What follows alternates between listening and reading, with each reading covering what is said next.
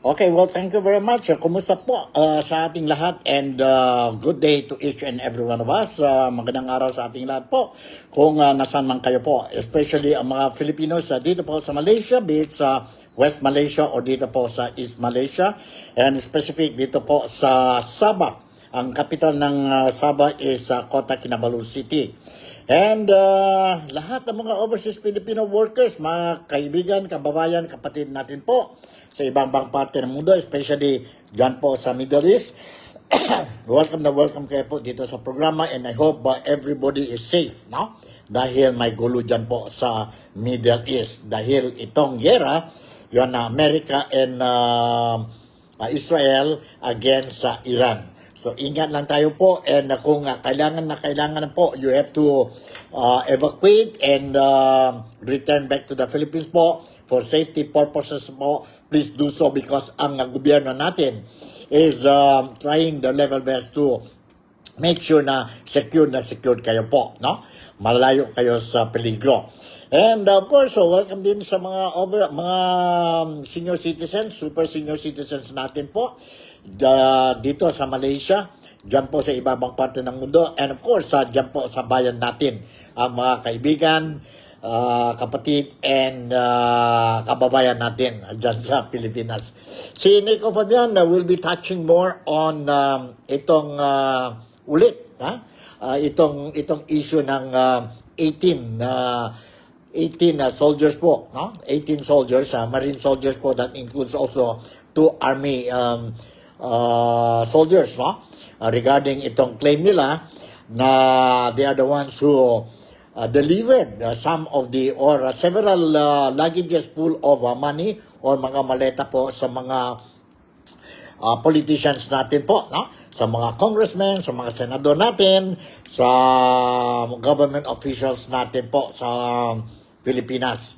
Kung totoo man ito o hindi natin alam po. Let's wait for the investigation and sana po tuloy na tuloy ang investigation being carried out not only by the Blue Ribbon Committee ng Senado but also other sabihin natin investigation investigation body, no? Kagaya ang National Bureau of Investigation.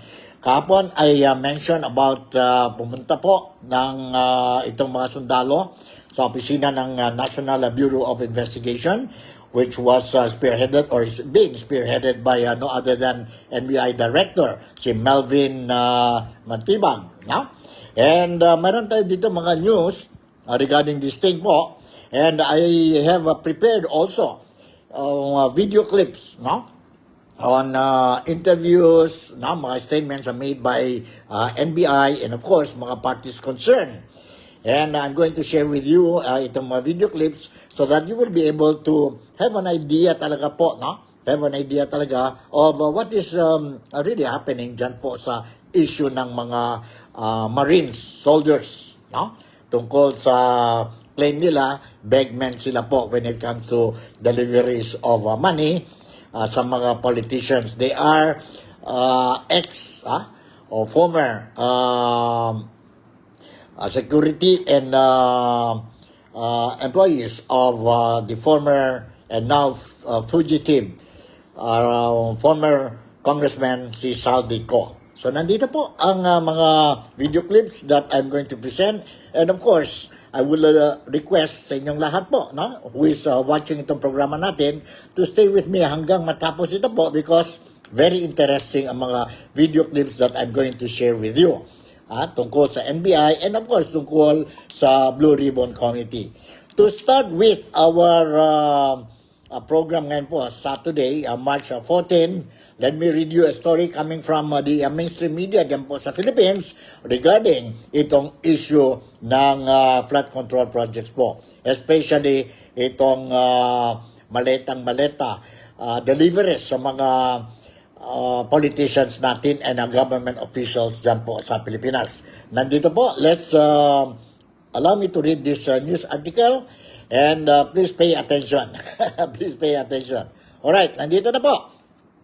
The Senate Blue Ribbon Committee ng Senado is still open to holding a hearing on the alleged money delivery scheme as claimed by 16 ex-Marines and the 2 other alleged soldiers, as long as they tell the truth and not turn it into a circus. Sabi po, si chairman ng Blue Ribbon Committee, si Ping Lacson or Senator Ping Lacson po. Lacson said he found it incredible that the 18 alleged men of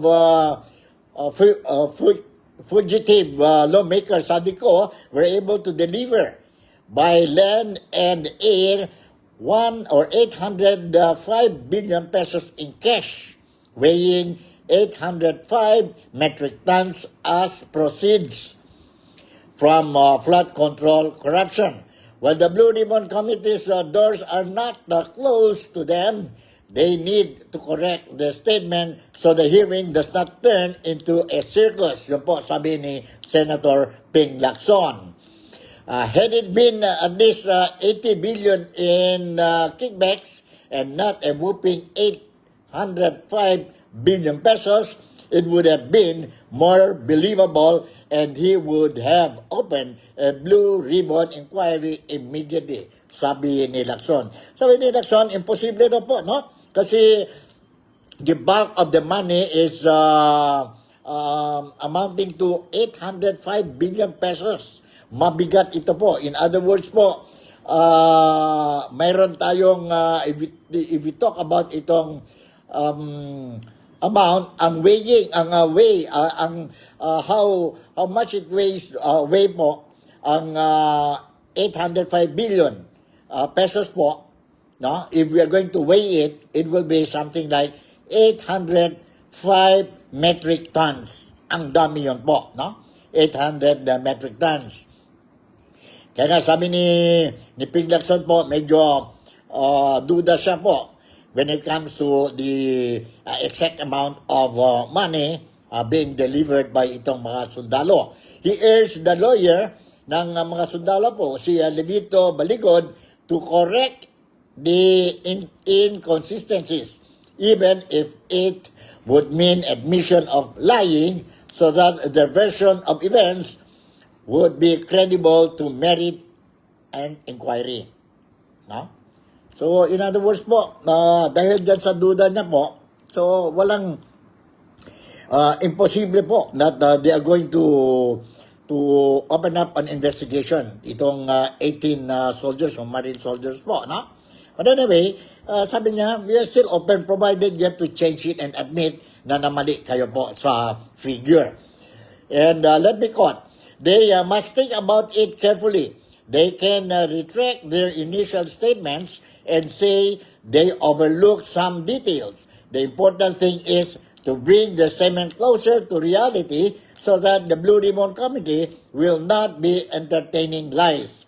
Just correct your affidavits and bring them closer to the truth and I'll call a hearing, sabi ni Lacson. For now, sabi ni Lacson, it is clear that the parts of their statements are impossible, such as the 805 billion pesos, which insults Filipinos' intelligence, sabi ni Lacson. Lacson said the Blue Ribbon Committee's partial committee report still needs 5 signatures before it can be reported to the plenary for approval. Ibang topic na naman yun po. Yun na po, no? Yun na po. So, let's see kung they will really investigate or call itong mga sundalo po, mga Marines po and Army, and really go deeper into the allegations or claim made by the soldiers that they are the ones, mayroon talaga po na deliver. In fact, si Senator Ping Lacson, no, also admitted na wala nang problema po. May deliveries nangyari. Ang importante lang dyan po, he's looking at is hindi tugma. The volume or amount of cash. No? 805 billion pesos. And when you weigh it, it will weigh something like 805 metric tons. Kung ganun daw po karami, siguro it will take until 2028. 2028 pa po, they will continue to deliver po. So, let's see. Na? Let's see. Ang importante dyan po mga Filipinos din, kagaya natin, mga taxpayers, Filipinos, we want to know, no? We want to know na sino ang mga mastermind. So, we hope na maglabas din ito pong soon if not too soon. Pero wag na sana yun po, magtagal po, no? Kasi matagal na itong issue. So anyway, nandito na po. I will start giving you ang mga video clips na I have prepared para sa inyong lahat po. So you will have an idea what is happening dyan po sa Pilipinas tungkol itong issue. So the first video clip that I'm going to share with you po is tungkol ang interview ni sino ito? Corina Sanchez Rojas, no? Dyan po sa Bilyonaryo News, wherein she interviewed no other than newly appointed ito, di ba? Director ng National Bureau of Investigation, si Director Melvin Matibag, no? Matibag. And nandito, let's watch and listen itong interview po. And from there on po, I will share the other video clips sa inyong lahat po. So, stay tuned kayo po and listen carefully, watch and listen carefully itong mga video clips that I'm going to share with you now. Nandito po. Let's watch and listen to this. And kayo na bala po, mga opinion ninyo. No? How do you look at it? Ang mga response, ang mga statement made by the National Bureau of Investigation Director si Melvin Matibag. Nandito, let's watch and listen to this. Hold on po. Nag-aabogado daw para sa mga akusado sa ex-Marines issue, ayon kay Mike Defensor. Ano po ang inyong opinion? Hindi ko po alam kung saan nanggagaling yung sinasabi niya nag-aabogado kasi kami ginagawa lang po namin yung aming mandato na sinampi na namin kami. At ang nakakatuwa nga dito, dumating dito si dating Congressman Mike Defensor kasama yung asawa niya at ang kanyang abogado. Hindi naman po nagpa-interview sa aming mga ahente, pero napakahaba po ng interview sa mga media na nandito po noong araw na yun. So sa amin po, pakayas lang po ito. Meron po kaming direksyon na sinusundan na kailangan naming imbestigahan po yung buong joint affidavit at ang circumstances surrounding sa affidavit. But are all of the accused allowed to defend themselves with their own counsel? Ganito nga po yung nangyari dyan eh. Kaya mapapansin nyo po kung mapanood nyo po yung statement ni Atty. Topacio at ni Atty. Maligod. Magkasaliwan po eh. Sinasabi ni Atty. Maligod, pinayagan nila na one-on-one na interview ng bawat isa kahit na hindi nakama. Sabi naman ni Atty. Topacio, highly suspicious. Bakit kailangan one-on-one? Eh alam po ninyo, siyempre pag nag-iimbestiga ka, kailangan po talagang tanungin mo sila doon sa personal circumstances yung participation nila. At kahit po sa korte, talagang po pag maraming witness, under the rules of court, hindi mo pa nga po pa-exclude muna yung witness palabasin habang nagtitesting ko yung isang witness na parehas yung inyong ititestify. That is to protect the integrity of the witness and masiguro natin walang pollution po yung mga witness. Ang nakapagtaka po rito, subukan niyo pong interview isa-isa yung allegedly 18 Marines. Hindi po sila magpapa-interview. Ang nag-aabogado po si Congressman Mike Defensor at si Atty. Maligod. Dadagdagan po po. Dinadagdag pang kapiraso na si Atty. Topacio. So, nakita po naman natin na sila yung nag-aabogado doon sa 18 Marines. So kung gusto po ninyo silang isa-isahin, ito po napapanood ko lamang sa telebisyon, ano po, sa investigasyon kailangan isa-isa para malaman kung pare-pareho ang kwento. Tama po kasi, yun po yan. Nasa rules of court po yan eh. At nasa power po namin, National Bureau of Investigation po kami, sana po wag limitahan yung aming powers to investigate. Dahil kung gusto po nila talagang makapunta, so sangarin nilang maimbestigahan yung mga taong pinangalanan doon sa joint affidavit, kailangan pong tanungin namin sa isa kung sino talaga yung inaakusahan at ano naging partisipasyon. Halimbawa po, itong sarentong ito, ang tinetestify niya, nag-deliver siya sa congressman na binanggit. Ito namang isang militar na to, ex-militar na to, dito naman. Malino po ngayon yung diagram kung sino ang itinuturo nila na gumawa ng kasalanan mo. Okay, so gaano po kalawak yung scope na ibinigay sa inyo ng ombudsman para maimbestigahan itong mga ex-Marines? Well, the power of the ombudsman to investigate is plenary in nature. Nasa Republic Act po yan, creating the Office of the Ombudsman. And we were delegated. Yung powers po nila, dinelegate po sa amin. But kami na rin po mismo, yung mandato ng NBI, mag-imbestiga.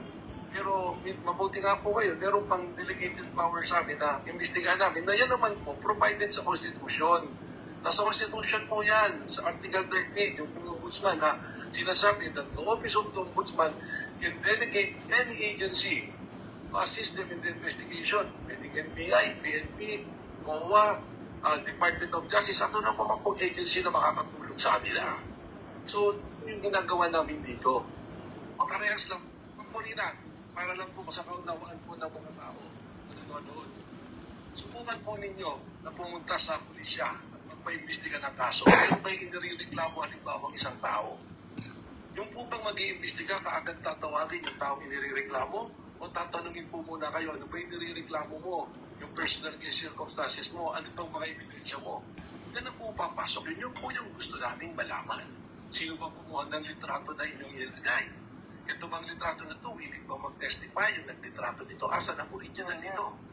Pag nag-imbestiga po kami, ang tuluhan po nun, magpapantay ng kaso sa korte. At pagpapay natin ang kaso sa korte, mayroon pong tinatawag na quantum of evidence, yung pong basehan ng pag-convict. At ano po ang basehan ng pag-convict sa criminal cases? Proof beyond reasonable doubt na wala pong pagdududa dapat. Ang sabi po ni Ombudsman Remulla, nangyari daw yung umano'y cash deliveries nung panahon pa daw ni FPRRD. Kayo po ba may ganito rin mga findings? Meron po. Kaya nga po gusto namin silang tanongin at i-confront sa bawat pahina ng 36 pages nilang affidavit. Natutok nga po ang finding po ng Ombudsman ng NBI. At totoo po yun. Yung isang pong delivery na may litrato doon na nilagay yung isang kongresista, ay makikita po at magpavalidate na nangyari prior to the term of this administration. Malino po, meron po nagtestigo rin sa amin na yan. Okay, so yung findings po ninyo, Ginoong Matibag, ang publiko po ba ay mabibigyan ng blow by blow o kayo po ay maghihintay bago kayo magbigay ng inyong recommendations? Mas mapuputihin po sana namin, Purina, na tapusin namin kasi nga po, yung nangyari dito, 36 pages, 18 katao, iisa lang yung kanilang sinumpaan sa laysay. Kaya po kailangan namin himayin. Sana po, pagbalik nila rito sa 17, malinaw na yung istorya. Hindi na po nila, at pumayag sila na imbestigahan, may interview namin isa-isa. If they want the presence of the counsel, papayag po kami. Pero magsasalita po sa investigasyon, hindi po yung abogado, yung pong mismo nag-affidavit. Ang presence po ng abogado, just to make sure na yung rights nila will not be violated during the questioning ng investigation po. Bakit po kayo tinawag na kamoteng kahoy ni Atty. Topacio? Ano pong ibig sabihin nun? Hindi ko po alam. Sa akin naman po, hindi na po natin siguro dapat pang bigyan ng pansin yung mga ganyang pananalita. Wala pong puwang yan sa ating pong dissenting bansa natin. Saka nakita niyo naman po, marami naman siyang tinatawag na kung sino-sino. Mahirap naman po yun. Alam naman po natin na si Atty. Topacio, malaking tao yan at magaling na abogado. Nangangahan natin, pabayaan na po natin siya kung ano po opinion niya. Maraming salamat po sa inyong oras.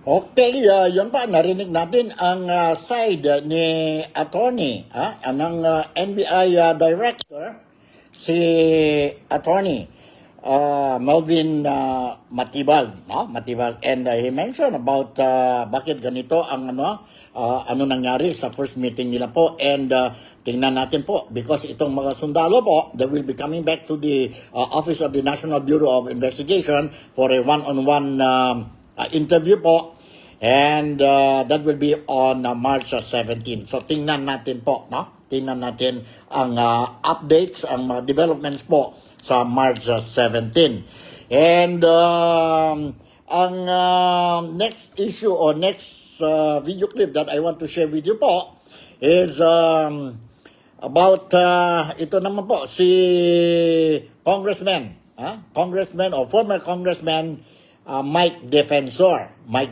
po. Random lang itong mga video clips natin para at least we will not be wasting time. So ngayon, let's go to Mike Defensor. Ang queue niya po nandito. Sandali, ha? Hold on. Alright. Nandito. Let's watch and listen ang statement made by Mike or former Congressman Mike Defensor.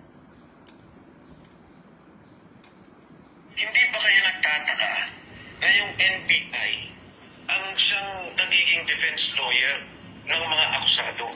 Hindi ba kataka-taka na sila mismo nagsabi hindi totoo yan? Dapat yung ina-accuse o yung sinasabing involved doon sa tumanggap ng pera, gumawa ng depensa sa sarili nila. Again, I stand by the statement of the Marine who stated that, na-discuss yan kanina, na sinabi nila na mukhang mali yung timeline na pinagamitan ng Air Taxi PH or the company that they used to deliver the money. So all these things will be proven in a proper court. Ang tanong lang is, bakit ngayon pa lang na nagsasalita, meron nang umaharang, meron nang nagdidepensa? Kata-kata naman. If I file, for example, we learn a case against you, no? For example lang, I file a case against you. Yung piskal, hindi niya sasabing, hindi ito sinasabi mo, o mali yan, o hindi ganito yung ginawa. Hindi eh. Ang titingnan niya yung ebidensya ko. Titingnan niya kung ano yung mga sinasabi ko. And then if there's a probable case, doon natin i-file. So dito pa lang, investigation pa lang, parang nakasangga na. They're already preventing the case to, or they're already shooting down the accusations of the Marines. Ako, anytime, imbitahan nila yung mga Marines sa Senado, sa Kongreso, at kahit ngayon sa Korte. I tell you, Willard, when they speak, makikita mo naman kung nagsisinungaling, kung nag-iimbento. Natural yung kanilang kwento, kung ano nangyari sa pag-deliver nila, at kung ano yung mga nakita nila. Alright, yan po ang opinion, ang statement made by former Congressman Mike Defensor. And the next video clip that I'm going to share with you po is about si Attorney Balikod and si NBI Director, Attorney Melvin Matibag. Melvin Matibag. Nandito po. Let's watch and listen to this. And kayo nang bahala po. Kayo nang bahala po to make your own opinion. Nandito po. Hold on. Alright. Sandali. Okay. Nandito. Let's watch and listen. Pangalan nila, Meron po kaming very productive na exercise kanina. No? So the NBI cleared na hindi mga suspects ang mga ito, kundi mga potential witnesses. Oo, pinayagan ko. Kahit walang authority ang NBI na i-one-on-one sila, dahil kailangan ng abogado sana ang bawat isa, pero pinayagan po namin sila. Bakit po? Wala naman kaming itatago na talim or ano, no? So, kaya nga sila nag-affidavit, handa po silang panindigan yung kanilang sinasabi. pero yung sinasabi na hindi sila ay witness, kasama yon sa tinitingnan natin, they can be a witness, but as of now, there are persons of interest kung ano yung mga participation nila. Yun na nga basically yung ginagawa natin. At salamat naman, nag-cooperate sila sa investigasyon na to, dumating sila, wala pang naging one-on-one na pagtatanong at yun nga yung naging deadlock, ayaw nilang pumayag. Ang nangyari na one-on-one silang nagbigay ng personal circumstances nila, pangalan nila, address nila, pero doon sa joint affidavit, wala pang paglilinaw.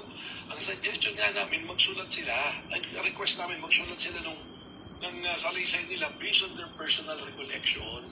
Meron Alright, yun, malinaw po, no? Very clear. Ang sagot ni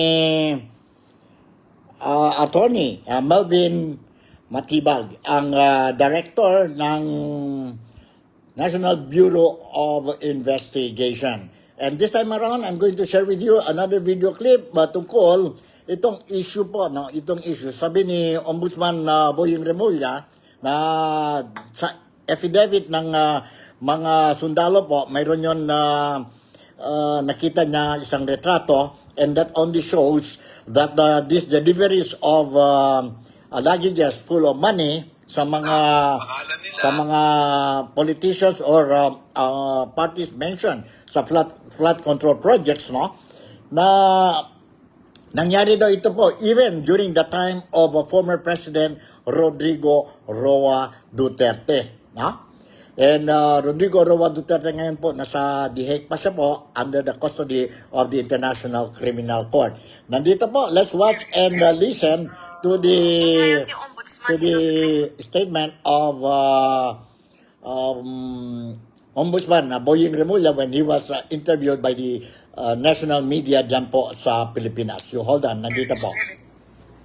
Nandito po, let's watch and listen to this. So at least you will have an idea po. No? Sandali. Alright, nandito na and let's watch this. Inihayag ni Ombudsman Jesus Crispin Boying Remulla na ang kontrobersyal na maleta delivery scheme ay nagsimula pa bago ang 2022. Ayon sa ulat, ang isa sa mga larawang kasama sa affidavit ng 18 ex-Marines ay buha pa noong nasa pwesto si dating Speaker Lord Alan Velasco sa panahon ng Duterte administration. Giit ni Remulla, tila nilito lang ang petsa sa dokumento para itiin ang kasalukuyang administrasyon. There was a delivery done in of the 18 Marines, supposedly the joint affidavit of the 18 Marines, pointed to a delivery to one of the Congress persons, no? One of the congressmen or congresswomen. But when we investigated that angle, it appears that this delivery was done during the time of Speaker Lord Velasco. What you see here is really a manipulation of facts to make it appear that that was done. But actually, they were playing with timelines. And this is one timeline that they played with, that this happened before the term of President Marcos. Kinwestiyon din ng Ombudsman ang format ng joint affidavit ng 18 ex-Marines na dating mga tao ni former Congressman Satico. Paliwanag ni Remulla, imposibleng lahat sila ay nakasaksi sa bawat delivery na nakasulat sa reklamo. Binigyang diin niya na ang bawat affidavit ay dapat base sa personal knowledge at hindi sabi-sabi o nabasa lang sa group chat. But we're still looking for individual affidavits based on personal knowledge of all of them. That is so important. Mahalaga po yan na yung sinasabi ng bawat isang lumagda dyan ay sarili nilang kaalaman. Dagdag pa ni Remulla, hindi dapat basta-basta tanggaping ang mga testimonya, lalo't naduda-duda kung paanong ang 18 katao ay sabay-sabay na nakakita sa mga pangyayari sa loob ng 3 taon. Paano ka mag-iimbestiga ng tao kung balibag yung affidavit eh. Kaya gusto natin, malaman natin lahat. Hindi pwedeng balibag, tapos tanggapin natin ng hook, line, and sinker lahat. Kaya, sa ano pa lang nga, sa pagkakataon na 18 yung problema sa isang affidavit na mga pangyayari na umabot ng mahigit o halos 3 taon, baka naman maraming magic pa siya. Samantala, ayon kay Remulla, may kumausap na kay dating Congressman Mike Defensor tungkol sa nasabing litrato. Pero nung lumapit kay Mike Defensor tungkol sa picture ko yun, sige, tanongin niyo siya kung sino yan. He might want to tell you. Wala pang sagot ang kampo ni former Congressman Defensor sa pahayag ni Remulla. Patuloy namang nakikipag-ugnayan ang SMNA News sa kampo ni Defensor.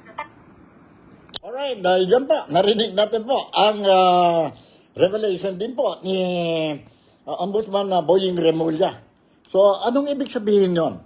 Correct me if I'm wrong po. This is my own opinion lang ito po. No? Correct me if I'm wrong.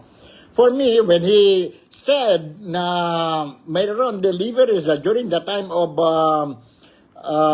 the former House Speaker, si Lord Alan, na dyan po sa Kongreso po, that only shows, that only proves na si Remulla, no? Admitted, confirmed na mayroon talaga po deliveries, itong mga sundalo po, no? May mga deliveries nangyari during the time of President Ferdinand President Rodrigo Roa Duterte. Na-confirm din po, no less than, ang Blue Ribbon na Committee Chairman, incumbent ngayon po, si Senator Ping Lacson. Now, walang issue tayo when it comes to the deliveries of these mga maletas po, no? as claimed by this mga sundalo. And not only that, even ang NBI na confirm din po, they want to investigate kasi itong mga claims.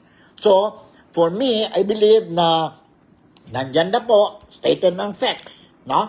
Na may deliveries. Okay, kung nangyari ito during the time of former President Rodrigo Roa Duterte, then okay, investigate. Kailangan niya po mag-investigate, no? Tingnan natin po kung involved ba si Rodrigo Roa Duterte or ano nangyari during the time of Lord Alan Velasco dyan po sa being the Speaker of the House, no? Ang ano dyan po, ang puntos lang po, para sa akin ang puntos lang po, now, nobody can deny, no, na mayroon talaga deliveries. Ang ano lang dyan po, ang mga issues that they are raising para hindi matuloy ang investigation po, kaya sabi ni Blue Ribbon Committee Chairman, Senator Ping Lacson po, duda siya po sa numbers, no? That was reported sa affidavit or mentioned sa affidavit po na 805 billion pesos po. And when you weigh it po, ang bigat ng 805 billion pesos po, that is equivalent to 805 metric tons, no? Billion metric tons. So, yun lang po ang questionable or yun lang nagduda. Kaya nga si Ping Lacson is not really convinced to open up an investigation. No? Yun ang sabi niya po. So, okay. Pero, ang mga Filipino wants to know na kung they are going to investigate po dahil totoo pala ang mga claim ng mga sundalo na sila mismo nag-deliver. May deliveries done. Yun po ang ano po, ang sabihin natin, ang importante dyan po, no? Kung may duda lang po na walang deliveries, invento lang ito, that will be another story. Pero now, even ng ombudsman natin po, when he mentioned about itong pictures, no, na nangyari itong delivery sa panahon ni Tatay Digong, so it only shows po na meron talaga mga deliveries. Na kung ano man, kailangan investigate. Then you call also si former Speaker Lord Alan, no? If you think may mga wrongdoings dyan po. But ituloy dapat ang investigation o call itong mga sundalo po and interview them, no? And go deeper to the claims made by these soldiers po. Para malalaman natin, no? Malalaman natin po. Nandoon ang ebidensya, the informations or ebidensya, ang claim ng mga sundalo po is leading us to the people talaga involved sa flood control projects, anomalous deals, mga kickbacks po, no? That also mention mga pangalan ng mga senador natin po, kagaya ni former Senator Bong Revilla, nandyan po si Senator Jinggoy Estrada, nandun si Senator Joel Villanueva, no? And of course, ang mga pangalan din ni, sabihin natin, former Speaker of the House, si Martin Romualdez. Even to the extent, nag-mention din ang pangalan, no less than our own president, si President Ferdinand Bongbong Marcos. Likewise, ang anak niya po, who is the majority leader po sa Kongreso ngayon, sa House, si Sandro Marcos. And many more congressmen po. Congressmen and congresswomen. And of course, government officials po, na they also receive itong mga maleta. So, yun po. Let's see po what will happen. Kailangan, for me, kailangan po may itong 18 soldiers po, no? They have to go and present themselves, invite them sa Blue Ribbon Committee po, a hearing and publicly let the people know ano talaga nangyari, na? Ano talaga nangyari, paano nangyari, sino-sino po ang involved. So by doing so po, at this, we feel satisfied tayo po. Hindi lang ganon what is happening ngayon po. We don't know whether or whether there will be an investigation or wala po. Alright, the other video clip that I want to share with you po is reaction naman po kay Attorney Vic Rodriguez po. Let's watch and listen ang reaction ni Attorney Vic Rodriguez. Nandito po. Let's hold on, ha? Hold on. Okay, nandito po. Let's watch and listen to this. What I'm sharing with you po ang mga video clips po. So at least tayo, mga followers dito po sa Nick Doc, Daria Talk with Nico po, you will have an idea po. And kayo na bahala mag-judge. Bigyan ninyo po ang mga opinion ninyo po. No? After listening, watching itong mga video clips po. At least mayroon kayong mga ideas. No? What is happening. Nandito po. Let's watch and listen. Walong sundalo. Ano po ang kaso ng flood control? Wala pang nahatulan. Wala pong mahatulan dahil wala pa namang kinakasuhan ng malalaking isda. Daya pa silang lahat, di ba? Pinagtatakpan nga ng Blue Ribbon Committee, ni Ping Lacson. Ayaw ipatawag yung mga dapat ipatawag. Speaking of, yun nangyari pong hearing kahapon. Kaya sila pinatawag upang hingan ng relevant information. Pinatawag mo yung nagdedemanda. Dapat tinutugis mo yung mga elected or appointed. Bakit yung mga nagre-reklamo ang iniimbestigahan pilit ng NBI? Sabi, para daw i-establish ang kanilang pagkakakilanlan. Pag nagpakita na po ng ID, at sinabi pa nga ni Antonio Levy Baligot, gusto mo pati serial number nila dati nung sila nasa servisyo. Para lang manahimik kayo na hindi lahat dyan ay nagsilbi bilang sundalo. Dapat ang susunod na ipatawag ng NBI yung mga pinangalanan, hindi yung mga nagpangalan. Diba? Merong affidavit eh. Natatawag mo yung isinusumbong, yung re-reklamo, yung sinusuplong. Pero ang nangyayari yung sinesentro doon sa sinasabing culpability or liability ng 18 sundalo. Eh ano ho ang mangyayari sa atin pagka ganun?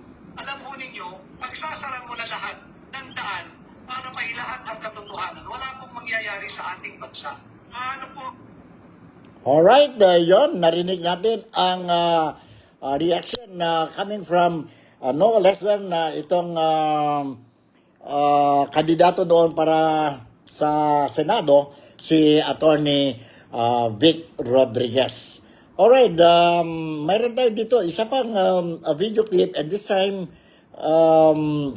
I will share with you ang previous statement made by no less than ang senator or senator natin, ang ate ni President Ferdinand Bongbong Marcos, and I am referring to si Senator Amy Marcos. Nandito po, let's watch and listen to this.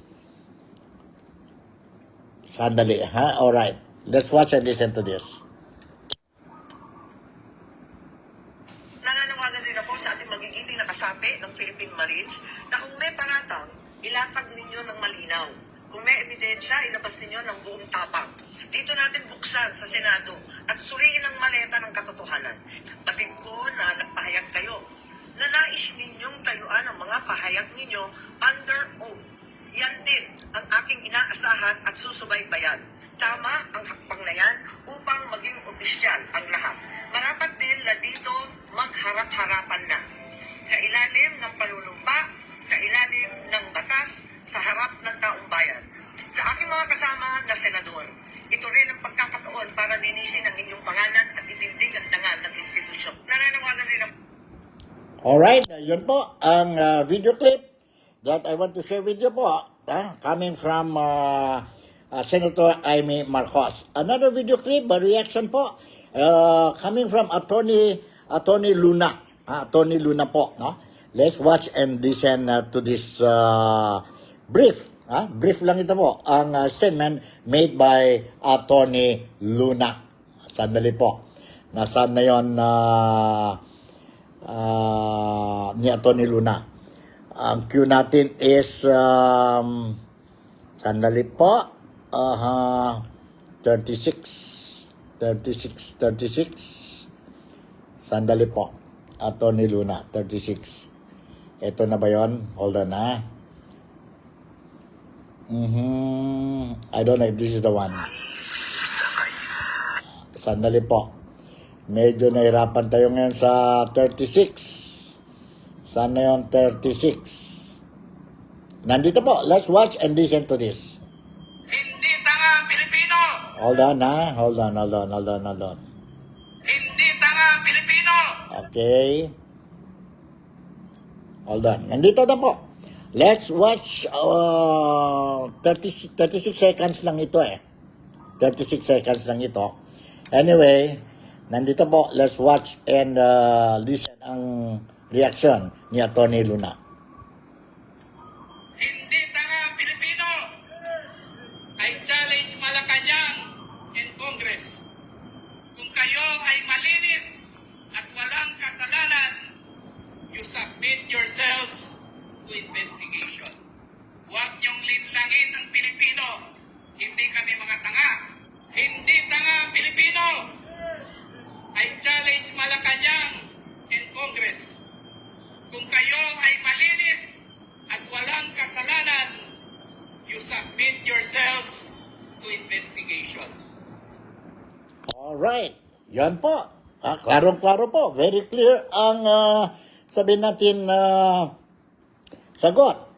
Statement made by Atty. Luna. Atty. Luna po. Yun po. Supported din yun po ng mga Dutertes. Mga Dutertes. And tungkol naman sa mga religious leaders natin po. I have this video clip. I don't know kung I can share with you ito po. Sandali po. Ang video clip ng isang bishop dyan po sa Pilipinas. Isang bishop dyan po sa Pilipinas. Let's watch and listen. Brief din ito. Sandali po. Let's see and watch itong video clip po. Sandali. Nandito po.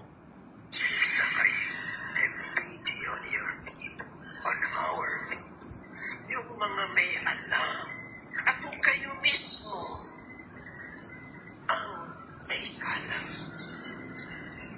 lumabas na lang kayo at sabihin ninyo, mas malaki pa ang aming mercy, both from your people as well as from your God, if you come out and give what you have stolen. Mga kapatid, Alright, yun po ang reminder ng isang bishop dyan po sa Pilipinas. Okay, before I will conclude itong program natin ngayon, March 14 na po, Saturday. Now, let me share with you isang video clip, and this is about the impeachment of Inday Sara Duterte. And ang ano dito, ang subject ng video clip natin po dito ay si Congressman Chel Diokno, tungkol sa impeachment of Inday Sara Duterte. Inday Sara Duterte. Nandito po. Let's watch and listen to this video clip. Sandali po. 156, 156. Sandali po. Ako si Jason. Alright. Kasi nag-interview sa kanya, and let's see anong mensahe that he wants to pass sa publiko po. Lumutan sa publiko ang subpoena request ni Akbayan Representative Chel Diokno sa House Committee on Justice. Nais nitong makuha ang mga record kaugnay ng impeachment case laban kay Vice President Sara Duterte. Pinalagan ito ng Vice Presidente at sinabing patunay lamang ito na walang matibay na ebidensya laban sa kanya. Sa isang pahayag, nanindigan si VP Sara na kung may sapat na basehan ang reklamo, dapat ay may hawak ng ebidensya ang komite at hindi na raw dapat mag-imbestiga ang Kamara para lang maghanap ng patunay na isusuporta sa mga paratang laban sa kanya. Giit ng Vice Presidente, magiging ikatlong fishing expedition o pilit na paghahanap ng butas ang ginagawa ng House of Representatives.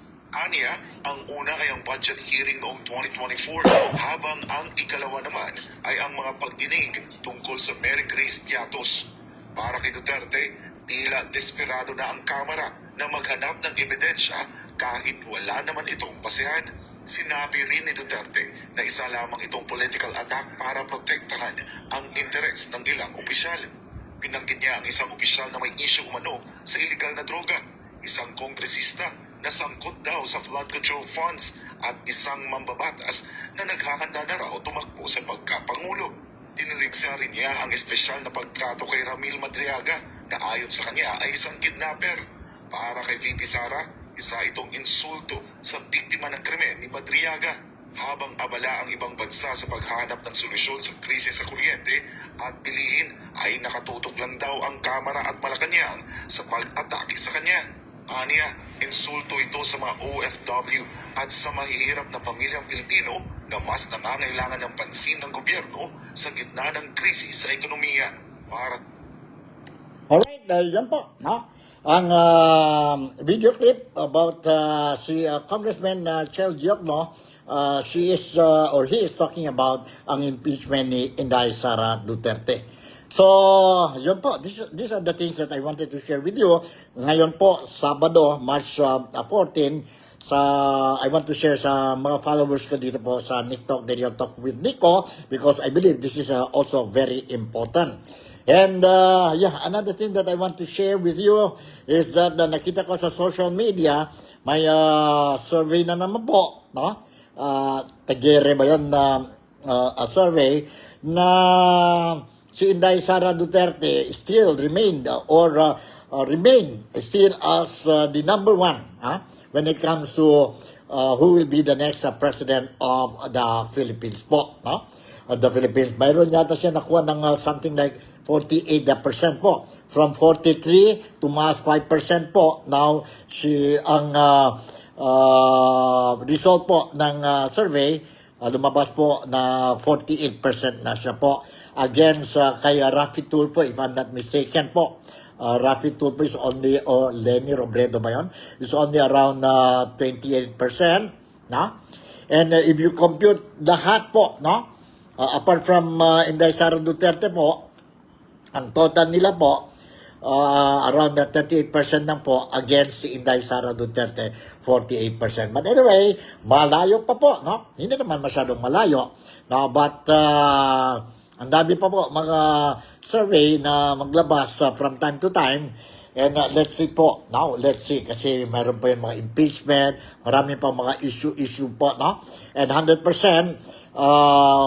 we can expect that more issues against Inday Sara Duterte will be coming out in the near future. And hanggang sa campaign period na yan po para sa presidential election. Ganito talaga yun po ang politika sa Pilipinas. In the meantime, since Sunday po, holiday tayo po, ingat lang tayo po, no? Let's be prudent in spending, no? Kasi mahal ang gasolina, ang petrolyo, dyan sa Pilipinas po, do not waste it, no? Yung mga trips na importante lang po, you do the trips po. Yun hindi na masyadong importante po, don't do that po. Help the government save energy po. At the same time, tingnan natin po ang mga kuryente natin, tulungan natin po kasi ang Pilipinas is not a oil-producing country. We are agricultural country. And lahat ang mga things that we do, no, depende sa oil, sa gasolina, sa diesel, sa petroleum, no? Lahat po. No? Kaya nga, dahil may conflict ngayon dyan po sa Middle East, nakita natin po ang presyo ng gasolina natin po tumaas. Kaya nga, magtulong-tulong tayo. Mga dalang dito sa Malaysia, may mga friends na nag-text sa akin po. They are asking, Mr. Nico, kumusta ang apektado ba talaga ang Malaysia when it comes to itong mga presyo po ng gasolina? Now, for your information, na walang problema ang Malaysia, subsidized pa. Mayroon pa tayo subsidy coming from the Malaysian government po. And of course, Malaysia, meron tayo din, we have our own oil dito po. So, hindi masyadong sabihin natin apektado. But if this conflict dyan po sa Middle East will be affected or will continue po, definitely po, we will be also, or Malaysia will also be affected. So far, when we talk about tourism, ang Malaysia, ang Sabah, Sarawak, no? Especially ang East Malaysia, dalawang state ito po, Sabah at Sarawak. Ang Sarawak, they already announced po na medyo worried sila po if the conflict dyan po sa Middle East will prolong, baka mag-apektado ang turismo ng Sarawak o ng entire country ng Malaysia po, no? Kasi taas na ang mga airfare and all these things po, baka apektado po because this year we are celebrating Visit Malaysia Year 2026. Sana lang po, everything will be back to normal sa madaling panahon po para at least makahinga din tayo po mga Filipino po, no? And ang mga problema natin sa Pilipinas po sana we will be able to address. So, hanggang dito na lang. Ngayon, ang programa natin, and I will continue. As what I said, I'm going to continue to monitor ang mga activities, updates, developments dyan po sa Pilipinas, be it political news, be it economic news, or security news po. Kung mayroon talaga po importante na notisya po, lahat mga Filipinos dito sa Malaysia po, via itong programa natin, Nick Talk, The Real Talk with Nico, I will make sure po na you will be informed. I might not be able to give you ang breaking news, but definitely the news that I'm going to share with you will still be fresh. So with this, si Nico Fabian would like to say, once again, thank you very much for making me a part of your day today. Ingat tayong lahat, keep safe, and enjoy ang weekend natin. Ang mga Muslims, brothers and sisters natin, mga Kristiyano, Roman Catholic faithfuls, both of us, we are celebrating ang fasting month, Lenten season sa mga Kristiyano, and Ramadan puasa sa mga Muslim brothers and sisters natin. Let's all cooperate and make this fasting month a solemn, happy, and problem-free fasting month. Malaysia, Sabah, the Philippines, God bless us all. I'll see you in my next episode. Bye, and I love you all.